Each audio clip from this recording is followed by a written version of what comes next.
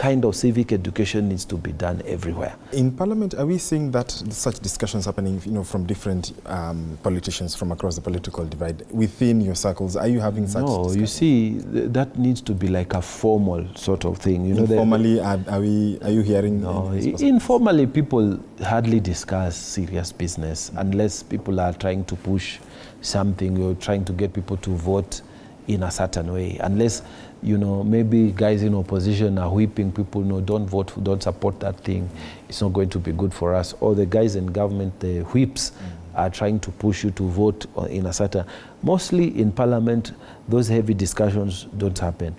Heavy discussions will happen if they are initiated. Okay. You see, like the way the president has initiated this, now the discussions will take place. Okay. But it needs to cascade down. There needs to be a deliberate effort.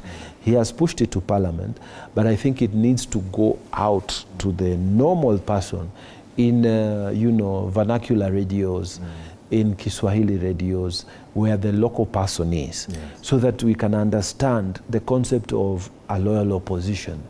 You are loyal to the family, but you are opposing a certain issue that needs to be done properly, or what you promise is not what you are delivering.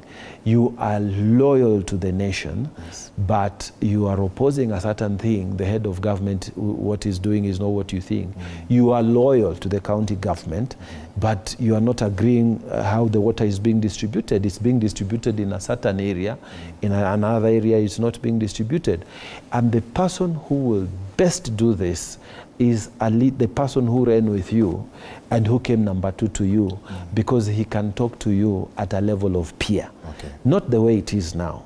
The way the structure that it is there now, the opposition in the Senate now is led by the minority leader.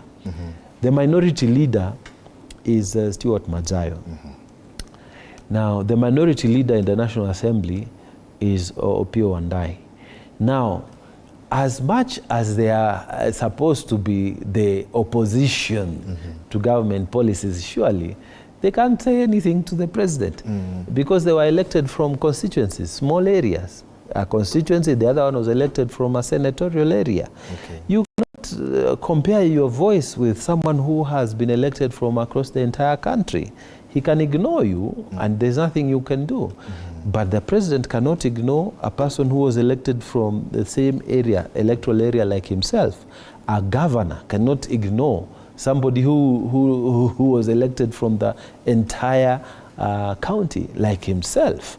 So that's why we need that to be there. Because let me tell you, if a governor hears the minority leader, a mere MCA, just saying, mambo ya mashamba imeenda mbaya, maji, serikali inafanya, governor will just call him and tell him, what's your problem? Hii kelele ningi ni ya nini? Wacha njaa. Kuja ni kufanyia hivi, ni kupatie ka contract unyamaze, and they will keep quiet. But the person who wants his seat, you can't call him and tell him, I'm giving you this, because maybe he's as equally endowed as you are. Okay. So he will tell you, my friend, it is the water that you need to distribute. I don't need, a few coins from you. Okay. I don't need a contract. In fact, I'm going to go public about this attempt to bribe me. He will fear. Even this thing of stealing, open stealing, that you say there's a road we have built and the road is a ghost road, that you say there's a supply that has been done and it is a ghost supply. It will not happen if the guy who wants your seat is in that assembly every day.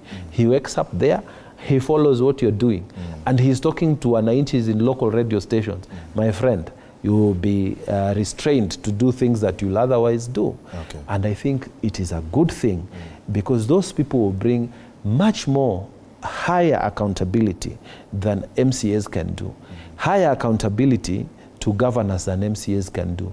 Higher accountability to the president than MPs and senators who are in opposition can do. So there's a thing, at the end of it, it is the Kenyans who will win. Do you think the ongoing talks